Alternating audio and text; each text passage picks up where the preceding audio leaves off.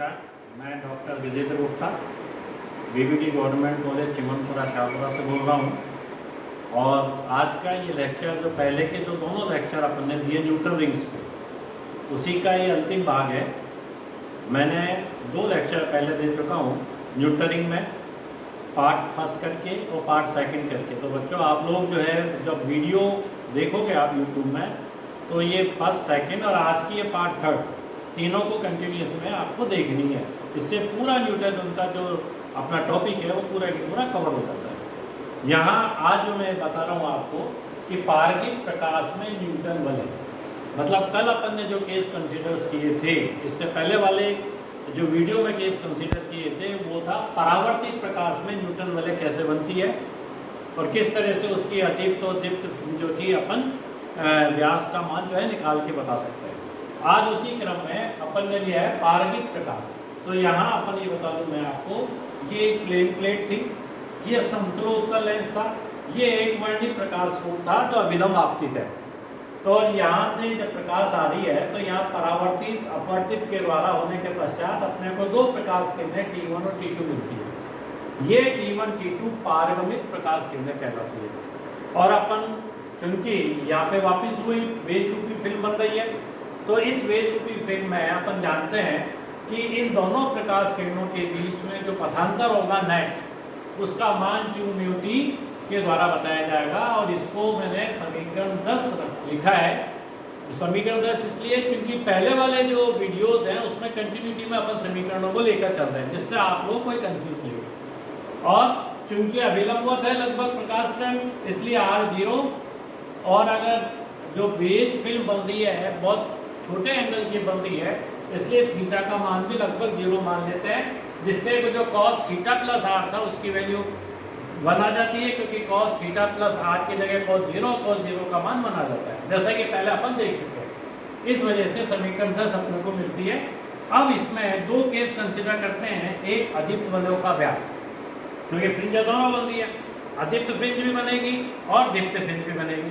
अदीप्त फ्रिंज के लिए मान के चले अपन जैसे कि मानते हैं कि ये पथांतर का मान अगर n+1/2 लैम्डा के बराबर होगा तो अपने को अदीप्त फ्रिंज मिलती है।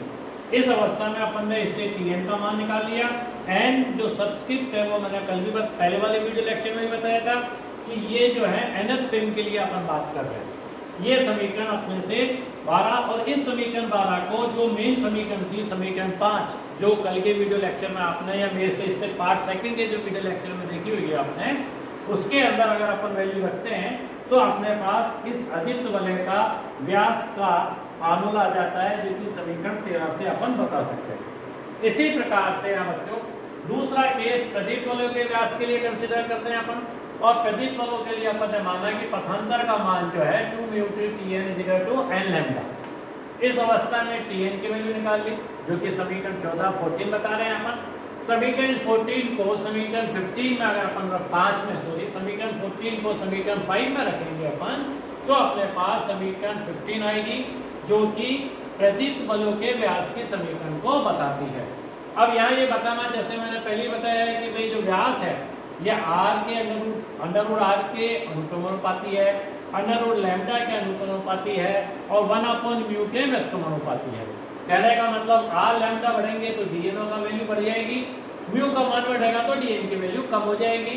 और n जो है नंबर है, नंबर मतलब पहली अदीप्त फ्रिंज, पहली प्रदीप्त फ्रिंज, दूसरी प्रदीप्त फ्रिंज, तीसरी प्रदीप्त फ्रिंज, जैसे जैसे नंबर बढ़ेंगे व्यास का मान बढ़ता चला जाएगा। अब इस केस में अपन ये देख रहे हैं कि यहाँ जो ये समीकरण 15 आ रही है और यहाँ जो समीकरण 13 आ रही है, अगर इन समीकरणों को आप ध्यान से देखो और यही केसेस अगर आप परावर्तित प्रकाश वाला देखो, तो ये दोनों समीकरण एक दूसरे के अपोजिट आती है। मतलब ये समीकरण जो अपने को यहाँ पे अदीप्त वलयों के कारण मिल रही है, यही समीकरण अपने को वहाँ प्रदीप्त वलयों के कारण मिल रही थी। और ये समीकरण जो यहाँ पे प्रदीप्त वलयों के लिए मिल रही है, वहाँ अपने को अदीप्त, वहाँ मतलब परावर्तित प्रकाश में अपने को अदीप्त के लिए मिल रही थी। इसका कहने का मतलब ये हुआ कि यहाँ पर इस फ्रिंज में, यहाँ जो न्यूटन वलय में अगर ऊपर से देखते हैं अपन, तो परावर्तित प्रकाश के कारण बनने वाली फ्रिंजें दिखाई देती हैं, और नीचे से देखते हैं अपन तो पारगमित प्रकाश के कारण बनने वाली फ्रिंजें दिखाई देती हैं। दोनों में अंतर ये रहता है ऊपर से देखने पे जिस पॉइंट पे अपने को प्रदीप्त फ्रिंज दिख रही है, नीचे से देखने पे उसी पॉइंट पे अपने को अदीप्त फ्रिंज दिखाई देगी। इसी तरह से अगर ऊपर से देखने पे मान लो कि इस पॉइंट पे अपने को अदीप्त दिख रही है, तो नीचे से देखने पे प्रदीप्त, तो रिवर्स होती है एक दूसरे के लिए। इसलिए अपन ये कहते हैं कि न्यूटन वलय के अंदर पूरा व्यतिकरण एग्जिस्ट करता है, पूरा व्यतिकरण बैठा रहता है, पूरा व्यतिकरण होता है। ये तो था सारा न्यूटन वलय के लिए। अब इसका अनुप्रयोग, इसका क्या उपयोग है? इसका सबसे बड़ा उपयोग रहता है कि जो प्रकाश स्रोत ले रहे हैं उस प्रकाश स्रोत से निकलने वाली प्रकाश की तरंग दैर्घ्य को निकालना। तो तरंग दैर्घ्य कैसे निकालेंगे?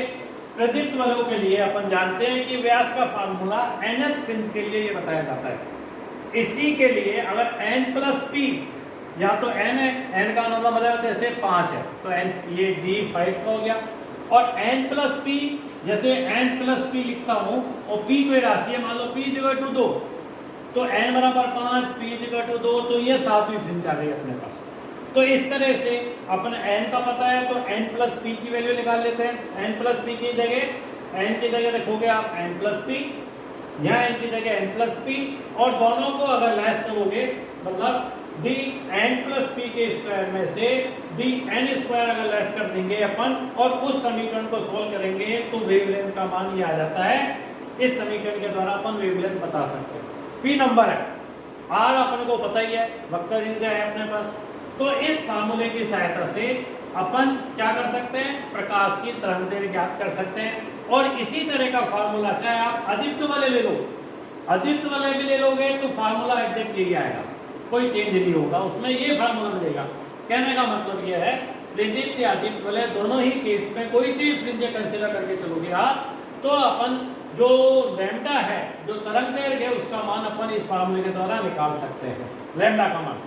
और क्या ज्ञात कर सकते हैं न्यूटन वलय से? न्यूटन वलय से किसी भी द्रव का अपन अपवर्तनांक भी ज्ञात कर सकते हैं, रिफ्रैक्टिव इंडेक्स जिसको बोलते हैं बच्चों, उसको भी ज्ञात कर सकते हैं। उसको ज्ञात करने के लिए क्या करते हैं कि उसको ज्ञात करने के लिए सबसे पहले ये अपन नॉर्मल केस के अंदर जहाँ एयर फ्रिंज बन रही है इसके बीच में, उस केस में अपन ये व्यास ज्ञात कर लेते हैं जो कि पहले से ज्ञात किया हुआ है, और उस व्यास को अपन क्या लिख सकते हैं? उससे ये डिफरेंस निकाल लेंगे, जैसे इसमें निकाला था ये अपन ने। वो डिफरेंस का मान ये होता है dn plus p square minus dn square, ये वायु की फिल्म के लिए। अब क्या करेंगे? जिस द्रव का अपने को अपवर्तनांक निकाल रहे हैं उसको इस फिल्म में भर देते हैं यहाँ पे, या जैसे कुछ बूंदे डाल देंगे तो ये फिलअप हो जाती है ये। तो जैसे मान लो ऑयल की तेल की बूंद डाल दी तो ऑयल की फिल्म बन गई।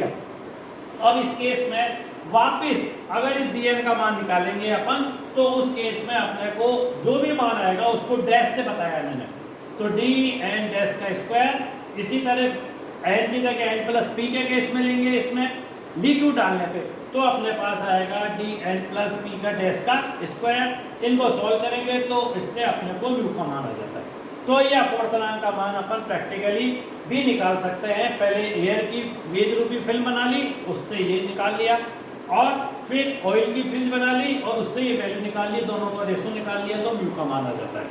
तो इस न्यूटन वलय से, ये डार्क रूम का प्रैक्टिकल है एक्चुअली में, तो डार्क रूम में इसको बच्चे करते हैं स्टूडेंट, बीएससी पार्ट के सेकंड के बच्चे, बीएससी पार्ट सेकंड में आता है अभी ये प्रैक्टिकल, तो इसको करते हैं और उस केस में म्यू का और लैम्डा का मान वो निकाल के बताते हैं।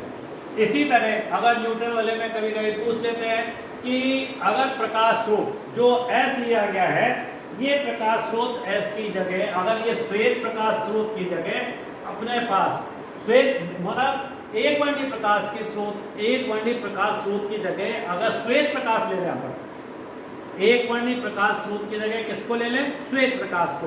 तो श्वेत प्रकाश में अपन जानते हैं विबग्योर, GYOR, ये आपको पता है। तो ये विबग्योर क्या है?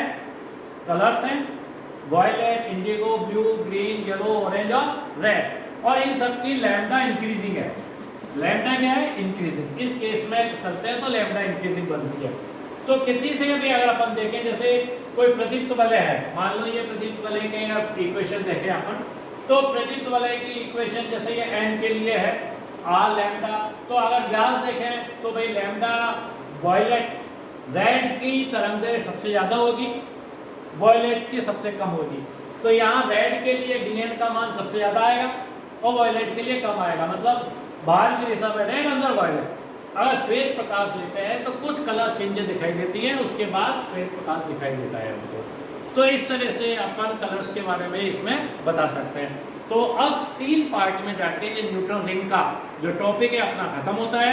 आप जब भी इसको पढ़ो छात्रों, तो part first, part second, part third, तीनों को एक साथ देखोगे तो सबकी सीक्वेंस अपने को मिलती चली जाएगी और आपको पूरा टॉपिक ये समझ में आ जाएगा। ओके।